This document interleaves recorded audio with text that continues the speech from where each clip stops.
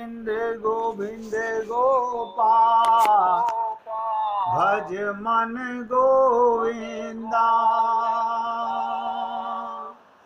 भज मन गोविंदा। कृष्ण गोविंद गोविंद गोपाल भज मन गोविंदा, गोविंदा गोपाला, गोविंदा गोपाला। गोविंद गोविंद गोपाल भज मन गोविंदा, गोविंद गोविंद गोपाल भज मन गोविंदा, गोविंदा गोपाला, गोविंदा गोपाला। तो हे पुण्य आत्माओं, मेरी बातों को अगर आपके समझ आ रही है और आपके विश्वास में आ रही है, पूर्ण विश्वास में, मैं आपको आपसे परिचय करा रहा हूं। आप अपने को संसार में मूर्खों में, ध्यान से सुनो, मूर्खों के सामने अपने शरीर का परिचय दीजिए। ये मूर्खों का संसार है, इनमें बताने के लिए बहुत जरूरी है मेरा नाम, मेरे पिता का नाम, मेरी माता का नाम। लेकिन अपना मन, प्रभु से कहिए, प्रभु मैं आत्मा हूं, आपका अंश हूं, लेकिन ये अपने को आत्मा जानता नहीं, इसे क्या बताऊं। ये मेरे शरीर का आधार कार्ड का नाम पूछ रहा है, पिता का नाम पूछ रहा है, मेरा पता पूछ रहा है, मैं वो बता रहा हूं। वो व्यवहार है, वो लीला है। भगवान कितने खुश होंगे आपसे, कितने खुश होंगे आपके गुरुओं पर कि किनकी कृपा से आप हम लोग अपनी मूर्खता को छोड़ पाए हैं। अन्यथा ऐसे ही संसार में भटकते भटकते अनंत जन्म हो गए। तो हमने आपसे कहा था, मुक्ति और बंधन का कारण केवल मन है। हमें मन को ईश्वर के शरणागत करना है। मन के शरणागत होने पर सबकी शरणागति स्वयं हो जाएगी। जहाँ मन जाता है वहाँ तन जाता है, वहाँ इंद्रियां भी जाती हैं, वहाँ बुद्धि भी चली जाती है। हम लोग शारीरिक क्रियाओं से तो ईश्वर की शरणागति सदा ही करते हैं, किंतु मन की आसक्ति जगत में रखते हैं। यही हमारा पाप है। हमारा पाप क्या है? शरीर मंदिर में है, मन परिवार में है। ध्यान दो, शरीर सत्संग सुन रहा है, मन संसार में घूम रहा है, लाभ नहीं मिलने वाला। ये अटल सिद्धांत है। मन की आसक्ति के अनुसार जगत को ही प्राप्त होता है बार बार। ये अटल सिद्धांत है। मन की आसक्ति जहां होगी, नोट करो, मन की आसक्ति जहां होगी उसी तत्व की प्राप्ति होगी।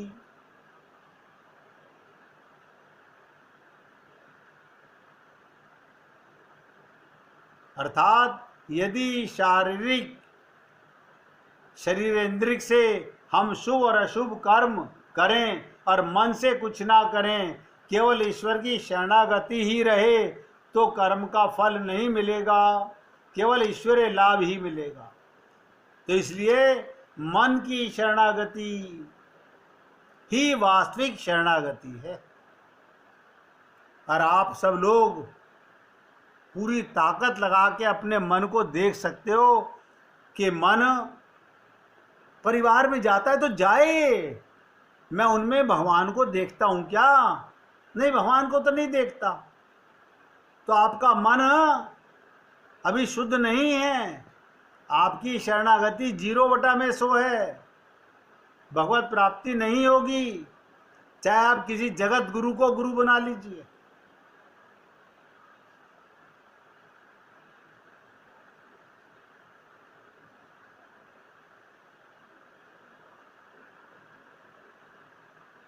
जैसे पैरों को बांध के मार्चिंग नहीं हो सकती, मुख बंद करके स्पीच नहीं दी जा सकती, ऐसे ही मन को अन्यत्र लगाकर ईश्वर में भक्ति नहीं हो सकती।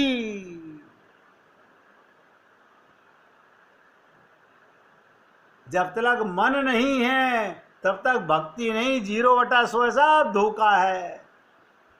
मन कहीं और समझ रहे हैं हम मंदिर में भक्ति हो रही है, देखने वाले यही समझेंगे। तो मन की आसक्ति ही, ध्यान से सुनो,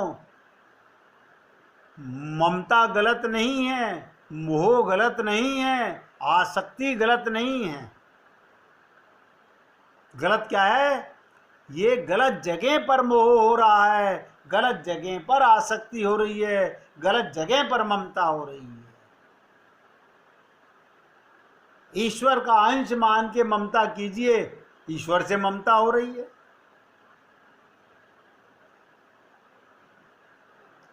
अपने परिवार के बच्चों में मोह है, परमात्मा का अंश मान के कीजिए, मोह भगवान से हो गया। अलग से नहीं करना पड़ेगा। लेकिन ऐसा है कि हम पूजा तो करते हैं हनुमान जी की। अब हनुमान जी का तो शक्ल बंदर जैसी है, हम अपने पोते को, बेटे को बंदर कैसे मान लें? अरे मैं आत्मा की बात कर रहा हूँ, शरीर से मतलब नहीं होता। आप आत्माओं के शरीर हो, क्योंकि हमें आत्मज्ञान कमजोर है, इसलिए हमारा सब कुछ किया हुआ पंगु हो जाता है। और आज संसार में क्या हो रहा है बता देता हूं। मन संसार में ही आसक्त है और ईश्वरीय उपासना खूब हो रही है। ये असंभव है। मन एक काल में एक ही क्षेत्र में आसक्त हो सकता है। आप शरीर मंदिर ले जा सकते हो, इंद्रियों से पूजा कर सकते हो, लेकिन वो पूजा नहीं, वो भक्ति नहीं, वो प्रेम नहीं है, वो शरणागति ही नहीं है। केवल धोखा है और कुछ नहीं है।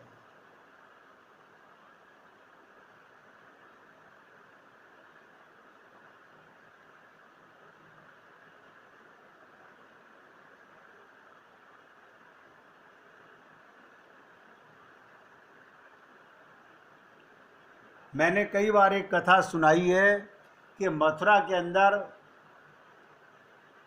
चोबे पंडित जो लोग हैं, चोबे, वो भांग खूब खाते हैं और भांग के नशे में रहते हैं। तो एक बार कुछ पंडितों ने, चोबों ने डिसाइड किया कि हम आगरा जाएंगे और पूर्णमासी के दिन पूर्ण चंद्रमा को देख कर के आएंगे। कहते हैं कि वहाँ पर चंद्रमा की रोशनी में ताजमहल बहुत सुंदर दिखाई देता है। तो चोबों ने क्या करा, भांग खाकर, लड्डू पेड़े खाकर, दही खाकर और सब के सब नौका को चलाने लगे। सारी रात खेते रहे। जब सुबह हो गई, एक जना जागता था, बाकी सो जाते थे। तो उनको लगा कि अरे आगरा भी बिल्कुल हमारी मथुरा की तरह ही है।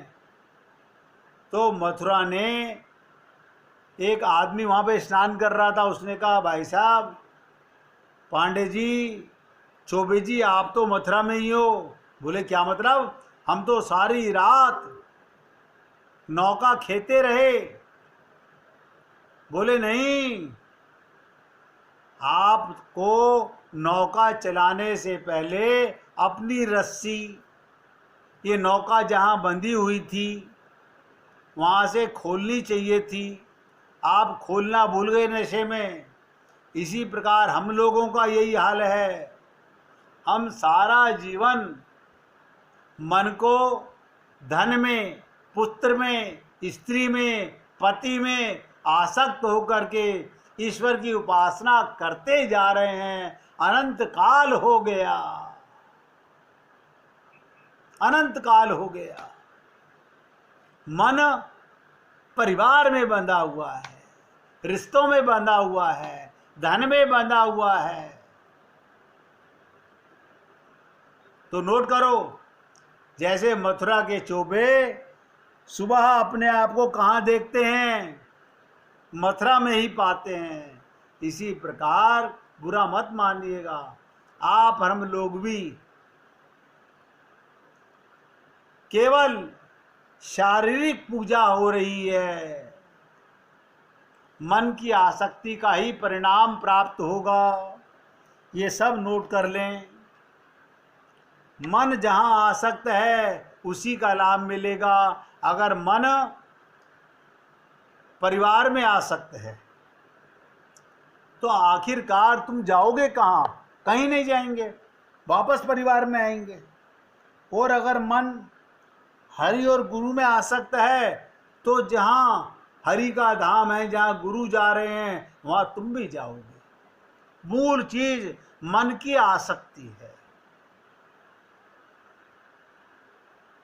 इसलिए मैंने कहा था कि गोपियों ने उद्धव से यही कहा था कि उधो मन ना भये 10-20। और आप हम लोग सुनते सुनते उम्र गुजर जाएगी। मन का फेरा जब तक नहीं फेरेंगे तब तक भगवत प्राप्ति हो तो हो कैसे? आप सोचिएगा। महात्मा बुद्ध ने प्रार्थना की बात ही नहीं की, बुद्ध ने पूजा की बात ही नहीं की। ध्यान से सुनो, बुद्ध का सिर्फ एक सीधा सा सूत्र उन्होंने दिया, अप दीपो भव। ध्यान का सूत्र दिया। आपके मन का ध्यान कहां पर है?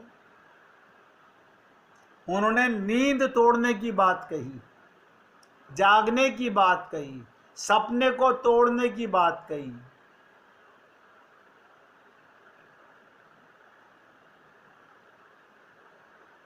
लेकिन आप और हम लोग अभी तक भी जागे नहीं हैं। हम अपने को जागा हुआ ना माने, बिल्कुल ना माने। हम जागे हुए हैं ही नहीं। हम तो ममता मोह आसक्ति की दलदल में इस कदर धंसे पड़े हैं कि कल्याण हो तो कैसे हो।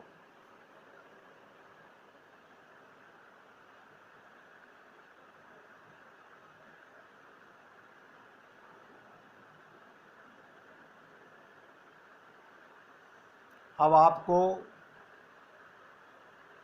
बहुत गहरी बात बता रहा हूँ।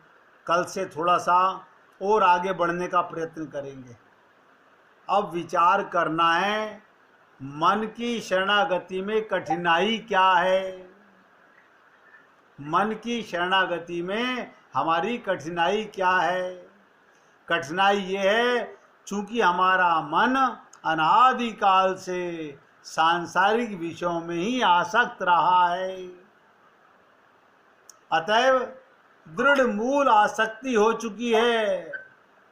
यदि हमारा मन न संसार में आसक्त होता, न भगवान में आसक्त होता, तो बड़ा आसान था मन का भगवान में लगाना। लेकिन हमारा मन सदा से संसार में आसक्त है।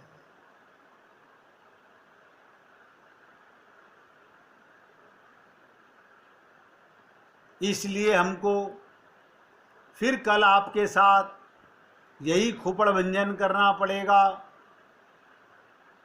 आवश्यकता है हम संसार का वास्तविक स्वरूप समझें, अपने वास्तविक स्वरूप को समझें, मन को उदासीन करें, तभी ईश्वर की शरणागति संभव है। जब तक आत्मज्ञान पक्का नहीं, संसार का ज्ञान पक्का नहीं, तब तक शरणागति नहीं हो सकती। अनंत कोटि ब्रह्मांड तक आप कितनी पूजा पाठ कर लीजिए। मैंने कल आप लोगों से 4 शब्द कहे थे, मन को शुद्ध करने के दवा बताई थी। अगर लिखा हुआ पढ़ के बोल रहे हैं तो बोलना बेकार है, रटा हुआ बोल रहे हैं तो भी बोलना बेकार है, और समझकर बोल रहे हैं, ध्यान से सुनिएगा।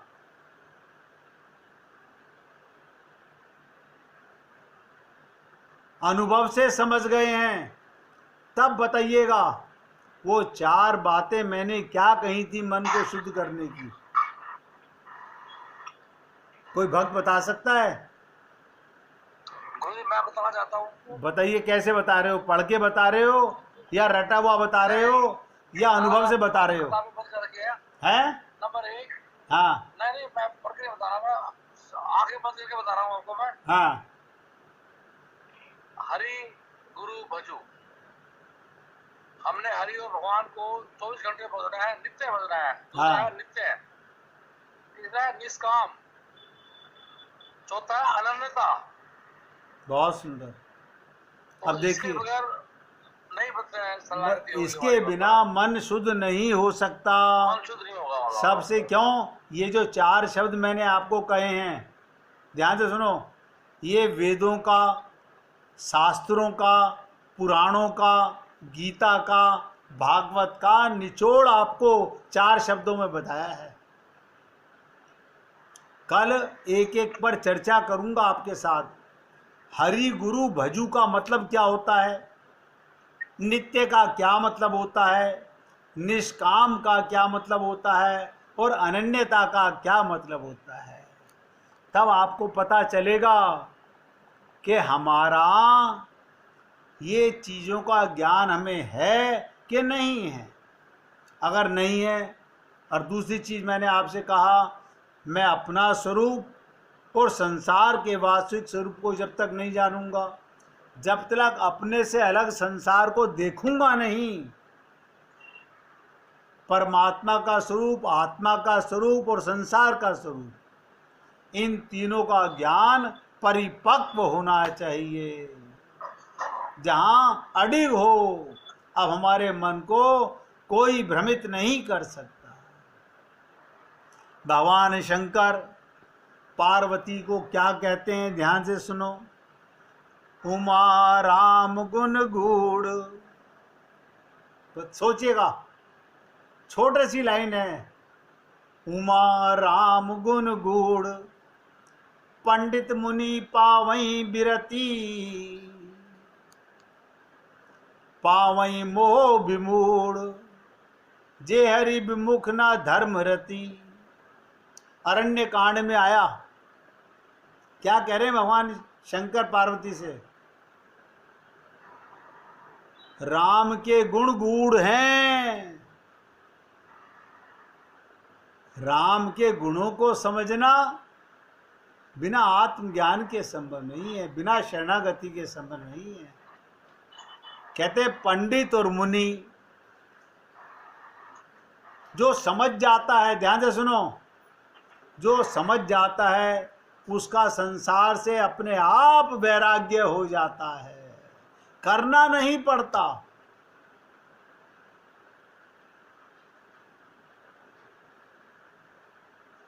और जो भगवान से विमुख हैं, जिन्हें आत्मज्ञान नहीं हुआ है, शंकर भगवान कह रहे हैं, हे उमा, जिन्हें आत्मज्ञान नहीं हुआ है,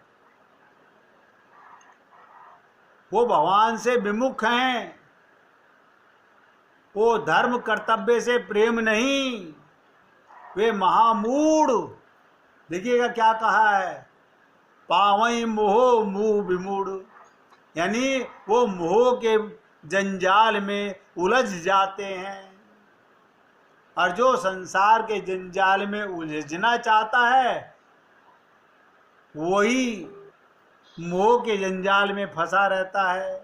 और जो आत्मज्ञान हो जाता है, भगवान के स्वरूप को जान जाता है, माया के स्वरूप को जान जाता है। ये तीन ही बातें तो मैं आपसे निवेदन करता आ रहा हूँ। मैं कौन हूँ, भगवान कौन है और माया क्या है, बस इन तीनों के अंदर ही हमारा मन भटक रहा है।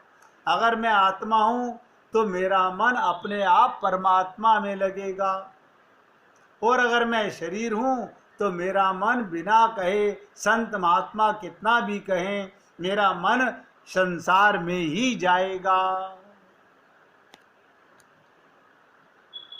आज सत्संग को यहाँ विराम दे रहा हूँ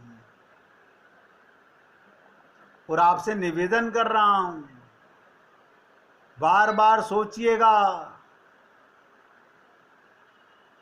राम समझकर मोह हटा लें। क्या मतलब, आत्मा का ज्ञान होगा, परमात्मा का ज्ञान होगा तो संसार से मोह अपने आप हट जाएगा, हटाना नहीं पड़ेगा। और नित नित अपना धर्म निभा लें, सहज सरल है प्रभु को पाना, धर्म निभा ले प्रभु को पाले। आत्मा का धर्म निभाइएगा, शरीर का धर्म नहीं, आत्मा का धर्म ही धर्म है, शरीर का धर्म तो कुकर्म है। निवेदन करना मेरा कार्य है, इसलिए आज यहाँ विराम देता हूँ, बाकी की सेवा कल करेंगे। श्री राम जय राम, जय जय राम। श्री राम जय राम, जय जय राम। श्री राम जय राम, जय जय राम। श्री राम जय राम, जय जय राम। श्री राम जय राम, जय जय राम। श्री राम जय राम, जय जय राम। श्री राम जय राम, जय जय राम। श्री राम जय राम, जय जय राम। बोलिए सियापति रामचंद्र भगवान की जय, राघवेंद्र सरकार की जय। जय जय श्री राधे, जय जय श्री राधे। बोलिए लाल जी का मंगल हो, सभी भक्तों का मंगल हो। सबको राधे राधे, राधे।